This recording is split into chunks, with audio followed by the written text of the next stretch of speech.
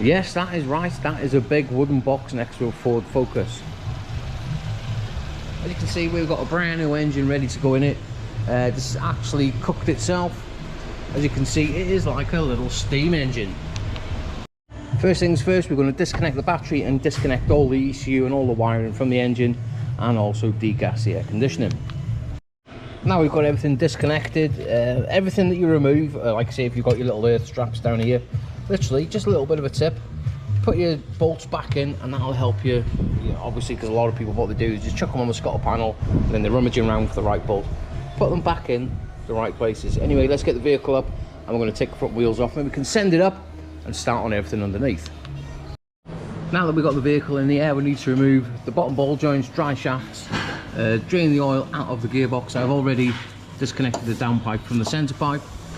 We've got to undo at the back here just one heater hose, and that can stay there, and then we've got one this side, and then also you've got to remove the ECU just from the passenger side inner wheel arch. And what I've done, I've just fed it back up there. And there we go, that is the dry shafts out with minimal spillage on the floor. The engine now is literally hanging in there by the mounts. All we've got to do now is drop it down, get the hoist on and drop it. It's coming out through the bottom, so we're going to drop it down. Now we've got the car back down to the ground, just double check, made sure we've got everything disconnected, coolant hoses, AC lines, fuel lines, clutch pipe, all the earths and everything. As you can see, I've got it chained up and a pair of more grips on the links, just so when you take it down, it's not going to slip sideways. Now let's move around to removing it from the chassis. We've got 3/18s that side and 1/18 that side on the gearbox mount, and we should just come down nice and steady.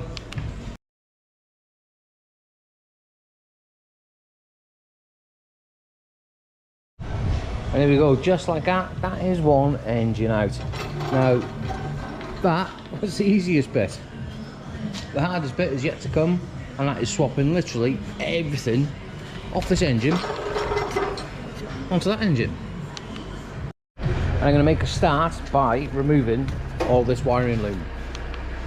And there we go, that is one wiring loom out of the way. Well, I was going to do the strip down in stages for you, but I got kind of carried away. And as you can see, there is the old engine there, ready to go back in the box.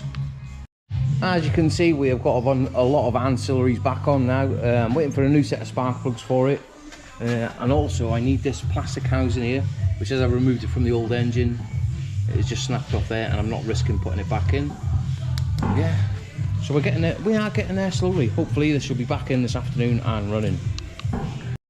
And there you have it, that is one engine fully rebuilt back up. Well, everything fitted back to it.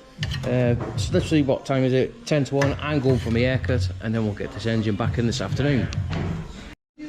Well, I've been for my haircut, it's now 5 to 2. I am looking and feeling like brand new, and we've also got the engine back in. And now all the fun starts. We've literally got to just start plumbing it all back in. Probably take me about an hour or so, and I'll give you a little bit of update when I've done a little bit more. Well, we're getting a little bit closer to starting the key. Gear cables on, gearbox oil's filled up, dry shafts in, all the engine mounts are tightened up.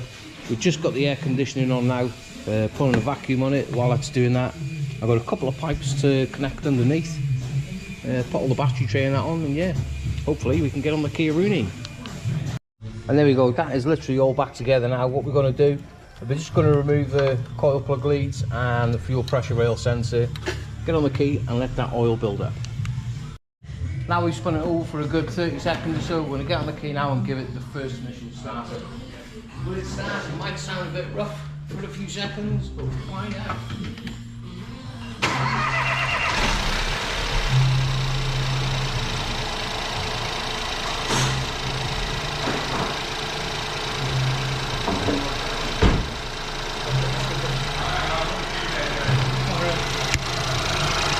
There we go, it is up and running.